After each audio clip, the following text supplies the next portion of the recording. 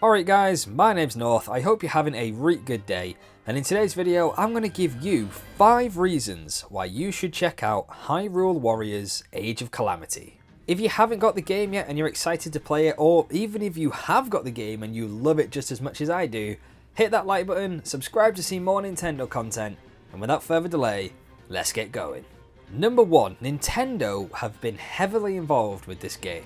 No, I'm not saying that Koei Tecmo are a bad studio because they're not, and Dynasty Warriors is amazing.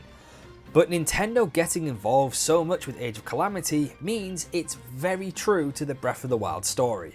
The visuals, the music and the sound effects, the character design, the story, it's all so good. And that's all thanks to the Breath of the Wild team who helped work on the game. Which brings me nicely onto Number 2, this feels like a Zelda game. Hack and slash games aren't for everyone, and I can appreciate that. And what's so good about Age of Calamity is that it doesn't feel like a Dynasty Warriors game wrapped up to look like a Zelda game. It feels like a Zelda game with Dynasty Warriors mechanics. This is the problem I had with the first Hyrule Warriors. Although it is a fantastic game and one of my favourite titles for the Wii U, it just didn't feel like Zelda. It had a unique story and original characters, which is very cool, but it felt more like a fanfiction brought to life.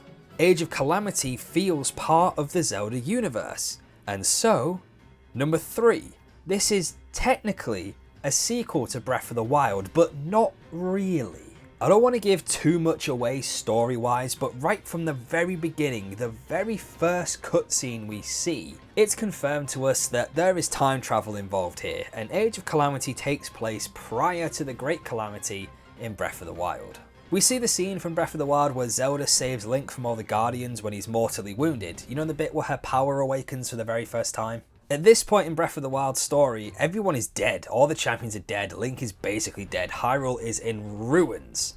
Then in Age of Calamity, as this scene is taking place, we see the little guardian who goes back in time to try and prevent this from happening. And as we know from Ocarina of Time, time travel in the Legend of Zelda universe creates alternate timelines.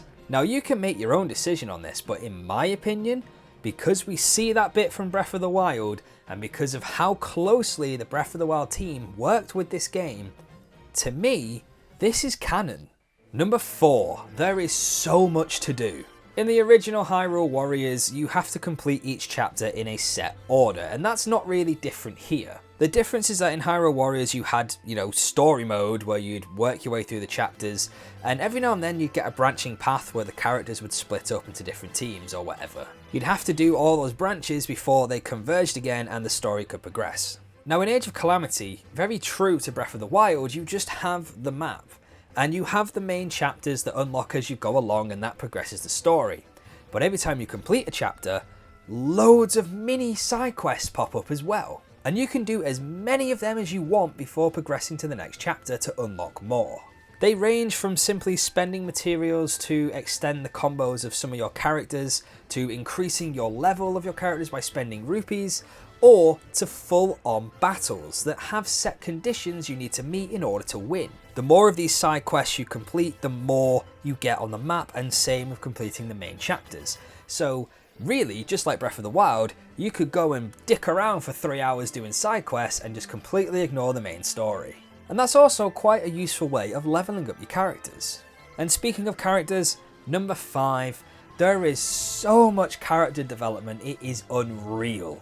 Breath of the Wild didn't really give us that much background on the champions. But the first few hours of Age of Calamity is all about Link and Zelda recruiting the champions to pilot the Divine Beasts. This gives us a bigger look into their backstory, and we see events that we knew about from Breath of the Wild but didn't really get to witness. For example, the start of Link and Revali's rivalry. We also see how the champions learn to control the Divine Beasts, and we even get to pilot them ourselves, which is so cool. And probably my favourite thing is that we see younger versions of Impa, Purah and Robbie. These are all brilliant characters from Breath of the Wild, but to see them as young adults is just so good. And the character design and personalities for all 3 of them are phenomenal. And there you go. So what do you guys think? Are you going to go try out Hyrule Warriors Age of Calamity? Or, like I said earlier, have you already got it and you absolutely love it? Let me know down in the comments. Now, if you'll excuse me, I've got a calamity to go and stop. See you later.